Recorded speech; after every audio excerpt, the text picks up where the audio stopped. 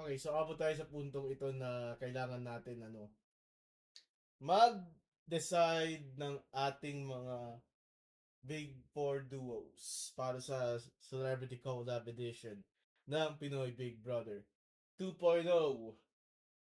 I know it's been a rough season. Alam ko, ayaw natin ang season na to kasi puro landian nata at boring. Boring nung Christmas arc. Yung gumagawa sila ng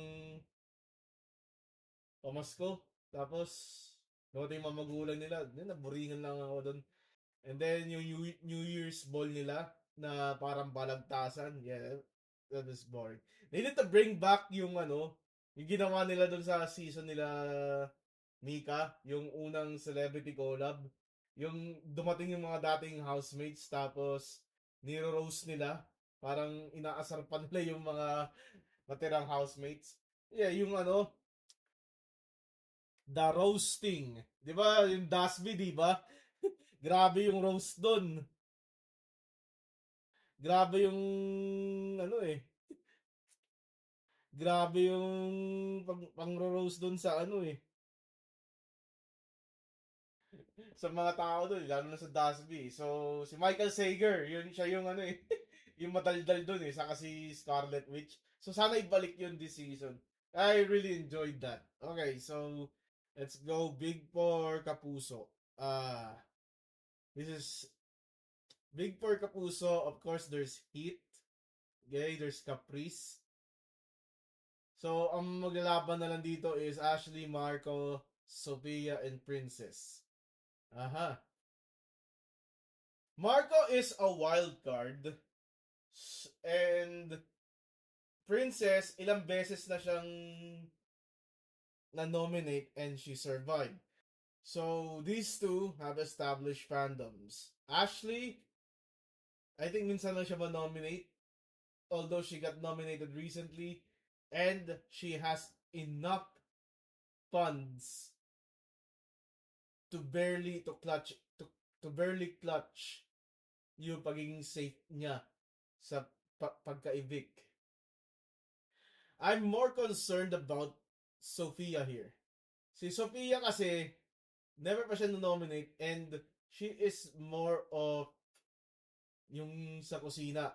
So, every time na may magno-nominate, she has to be considered kasi pag wala na si Sophia, wala na sila tagaluto. Okay?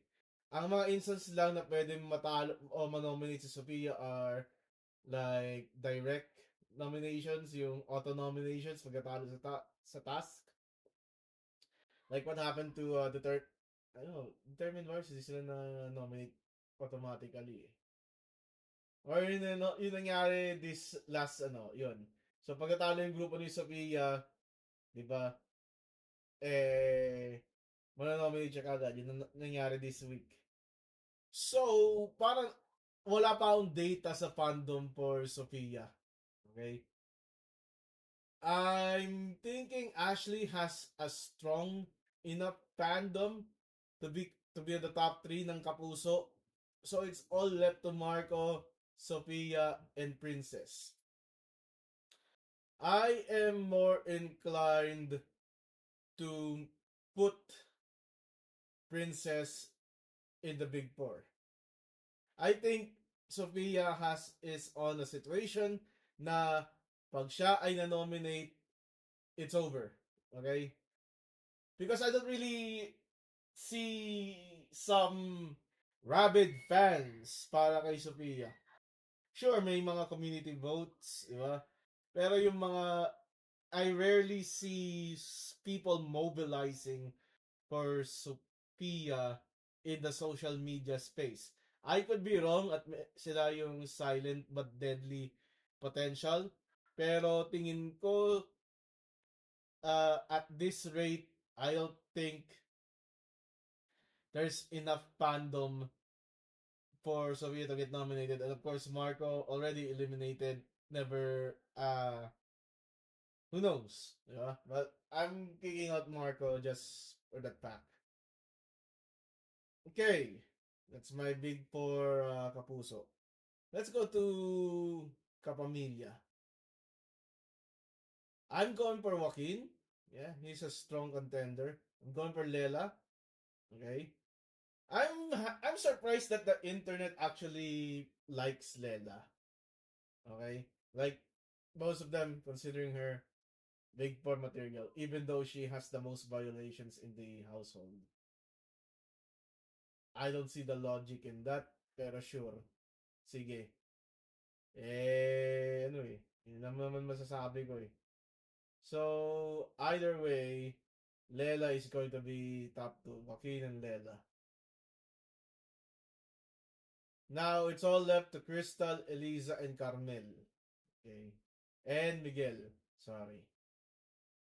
I am seeing, out of these four, the most trust that I have that will go into the Big Four Kapamilya is Crystal. Her fandom is strong. Okay? Is strong.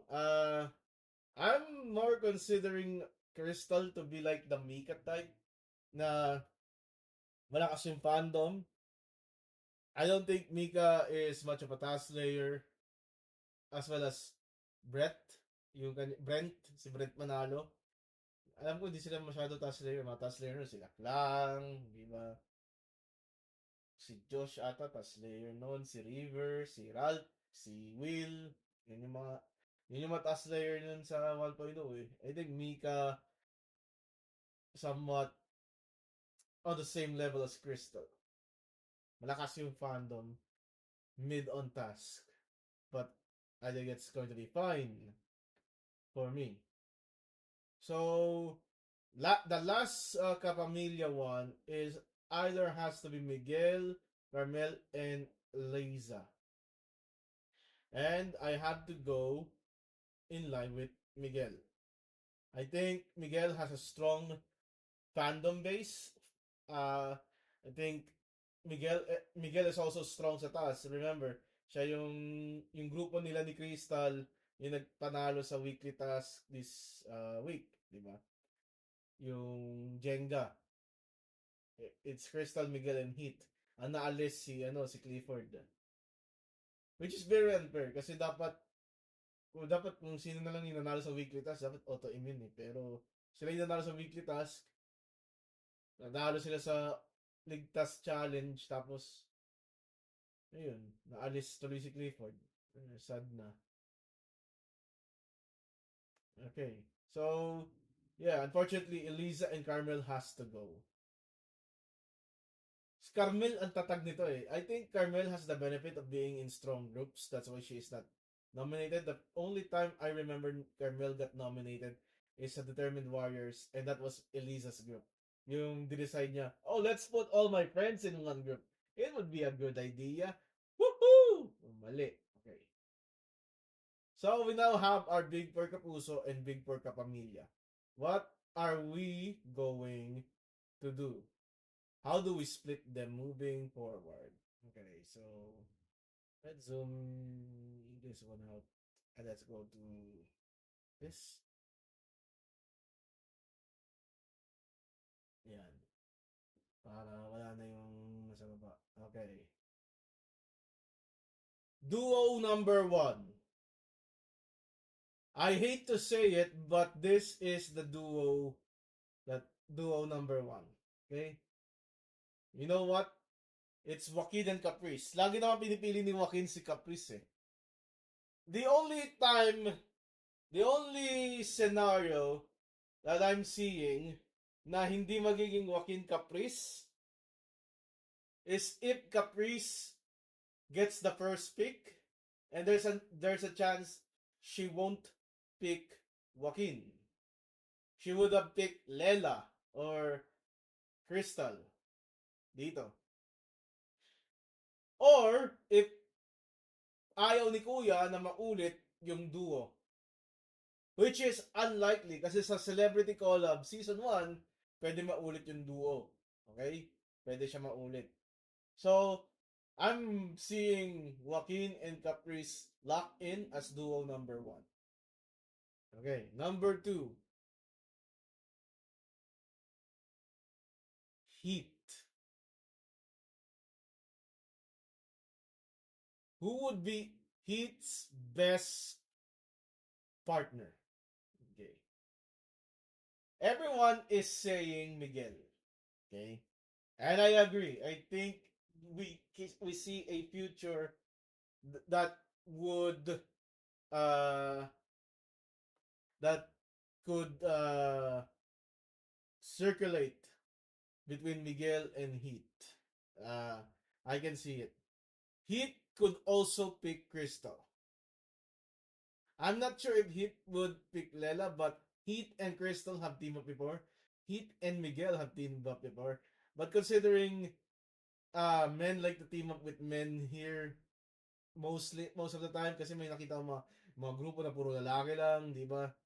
I'm I'm thinking Heat and Miguel is going to be duo number 2. Which leaves us to duos 3 and 4. Okay. Unfortunately, Crystal would have to settle for the tira-tira. I am noticing this as a trend kasi na si Crystal, she is always the last pick. If Caprice is the first pick, Crystal is the last pick. Or the fourth pick kasi tira-tira. And unfortunately, I am seeing that situation as well. Well, if we could recall, Breka is also tira-tira. Okay? So, maybe it's an advantage. So, I'm facing, maybe it's an advantage kasi mananalo. So, I'm going with Lela, duo number 3, Crystal, duo number 4.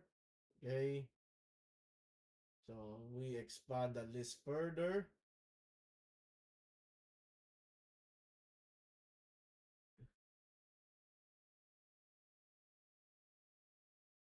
Okay, we expand the list further. Lela has to pick with one of her two Kapuso friends, Ashley or Princess. Who should she go with? And between the two,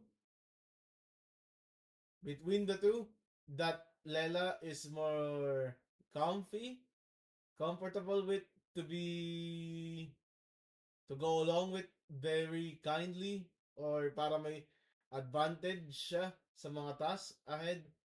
I think I'm more inclined Ashley and Lela will be duo number 3, which leaves Princess and Crystal duo number 4. Yung the least the least which is tira-tira eh. No, yung parang no choice na yung no choice na mangyayari.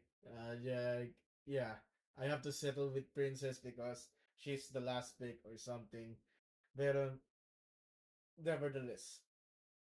So that's my predictions. Okay? Unless Crystal could clutch it out and she became the first pick or siya yung pipili ng first pick and goes for Captal, which is really has a strong fan base.